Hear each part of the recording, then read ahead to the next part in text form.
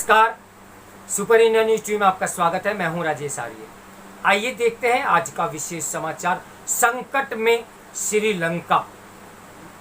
अपने इतिहास के सबसे कठिन दौर से गुजर रहे श्रीलंका के प्रधानमंत्री रानिल विक्रमसिंघे ने इस्तीफा देने की पेशकश कर सर्वदलीय सरकार के गठन की जो पहल की, उससे संकट का समाधान होने के आसार कम ही नजर आ रहे हैं।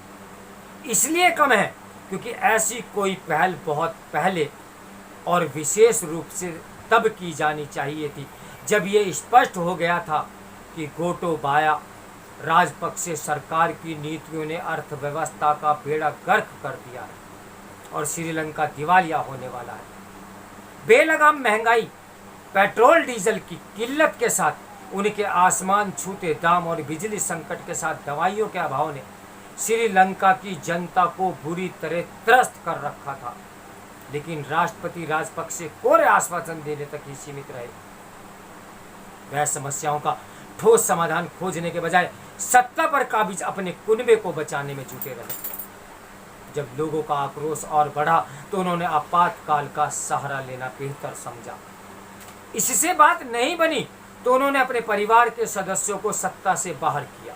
लेकिन खस्ता हाल अर्थव्यवस्था को संभालने और परेशान जनता का भरोसा जीतने के लिए जैसे कदम उठाने आवश्यक थे, उससे बचते रहे। इसी कारण भारत और कुछ अन्य देशों की मदद के बाद भी हालत बिगड़ते गए। लगातार बिगड़ते हालात के कारण ही आक्रोशित जनता ने राष्ट्रपति भवन में धावा बोल दिया। पता नहीं राष्ट्रपति गोटाबाया राजपक्षे श्रीलंका में हैं भी या फिर देश छोड़कर चले गए, लेकिन इसकी अनदेखी नहीं की जा सकती कि वह प्रबल बहुमत के साथ सत्ता में आए थे। सत्ता में आते ही उन्होंने ऐसी नीतियों पर चलना शुरू कर दिया जो शासन के बुनियादी सिद्धांतों के साथ साथ आर्थिक नियमों के भी विरुद्ध थी। उन्होंने एक खराब काम यह भी किया कि अपनी परिवार के अधिकतर सदस्यों को महत्वपूर्ण पदों पर बैठा दिया। वे खुद राष्ट्रपति थे तो उनके भाई प्रधानमंत्री। एक समय राजपक्षे परिवार से कम 10 सदस्य सरकार के महत्वपूर्ण पदों पर आसीन थे। साफ है कि वे देश सेवा के नाम पर परिवार की सेवा में लगे हुए थे। रही सही कसर उनकी लोक लुभावन नीतियों ने पूरी कर दी। उन्होंने एक ऐसे समय लोक लुभावन नीतियों पर जोर दिया जब कोविड महामारी के कारण अर्थव्यवस्था संकट में थी और विदेशी मुद्रा भंडार लगातार कम होता जा रहा था। श्रीलंका इस समय दोहरे संकट में है।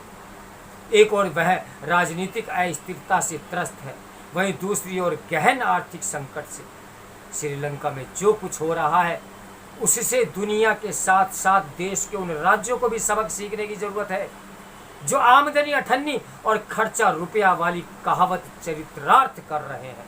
तो मेरे साथ बने रहिए सुपर इंडियन न्यूज टीवी की ब्रेकिंग न्यूज के लिए। नमस्कार, मैं हूं राजेश आर्य।